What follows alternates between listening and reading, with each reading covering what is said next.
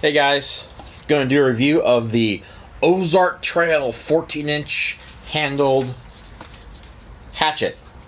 Right off the bat, blatant knockoff of the Fiskars hatchets, axes. But you'll probably be surprised about this review. I came upon this hatchet about a month ago. In one of my two local Walmart stores in the clearance section for $14.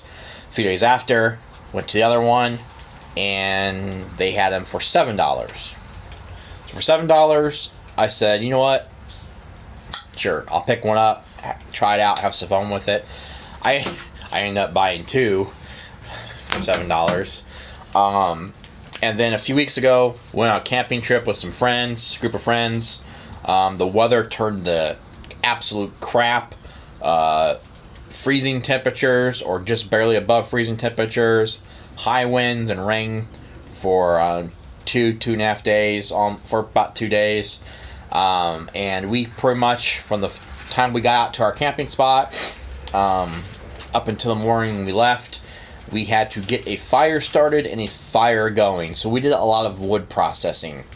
Now, with me, I not only had this hatchet, which I had not even tested on anything yet, and then I had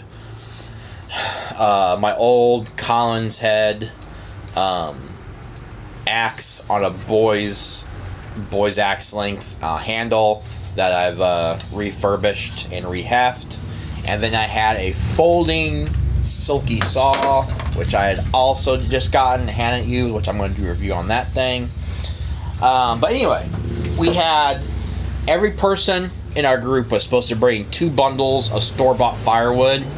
For the fact is, we didn't know how dry any wood we'd be able to obtain out in the park we were at would be, or if we'd even be able to find any. Even if it was dry, to process. So, when we started building the first fire, I took the already split, store-bought, kiln-dried pieces of firewood, and I tried this first, and this did a really, really good job, for the most part, of splitting those pieces of wood into smaller pieces for kindling.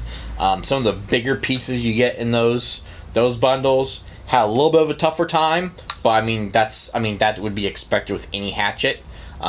This is probably only a pound and a half, maybe 2 pounds the most. I haven't weighed it yet. It actually might be just a pound. Really bad at estimating those things. But for the smaller pieces, did great. The handle itself has held up so far. I don't see any splitting, any cracks in it, up where it's molded around the head. It looks like it came off the shelf. Nothing's loose. As you can see, it's got a really good wedge shape for splitting. The edge on it, off the shelf, which is how I left it, so I wanted to test it how it was shelf, was kind of like sharpish, butter knifey edge. Not real sharp, but it did do that job. And something that one of the guys had forgot was a spatula for cooking.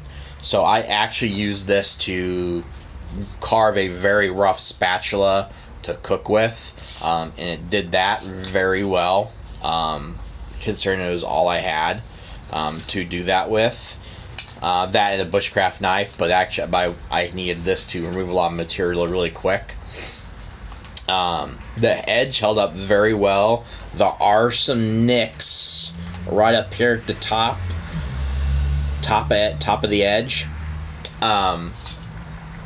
I don't know if that is from the wood itself that we were splitting, or we were splitting that wood actually on the ground itself, because we didn't have anything to sit the wood on to split. So that could definitely have been from rocks that it hit when it went into the ground.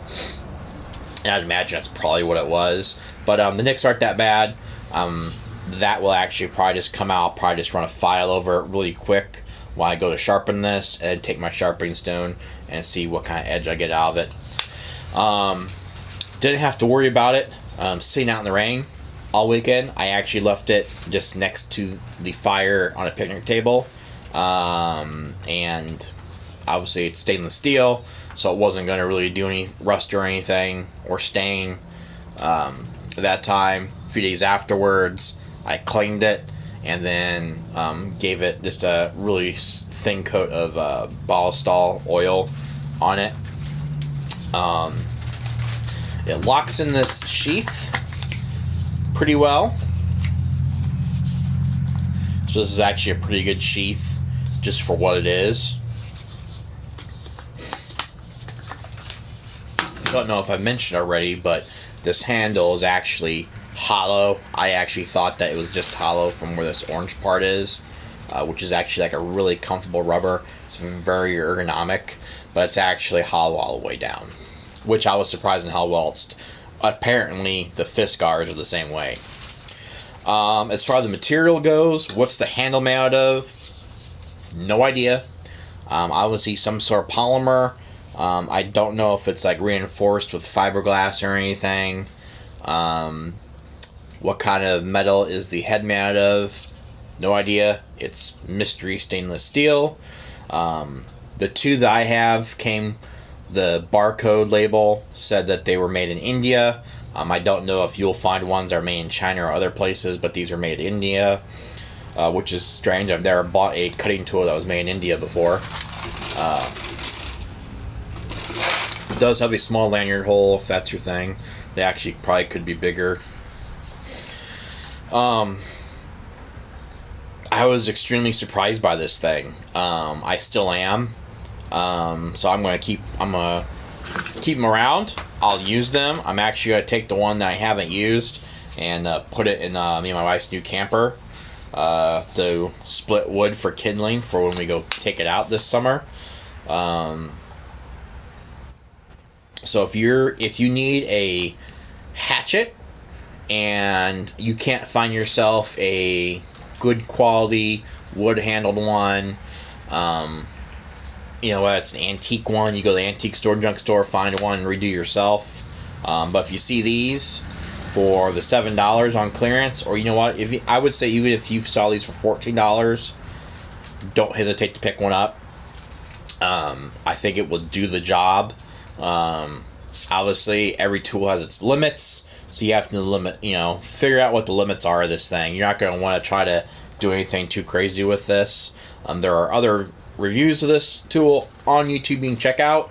I don't think they've really given you any other information that I've told you. I don't think any of them have mentioned the materials.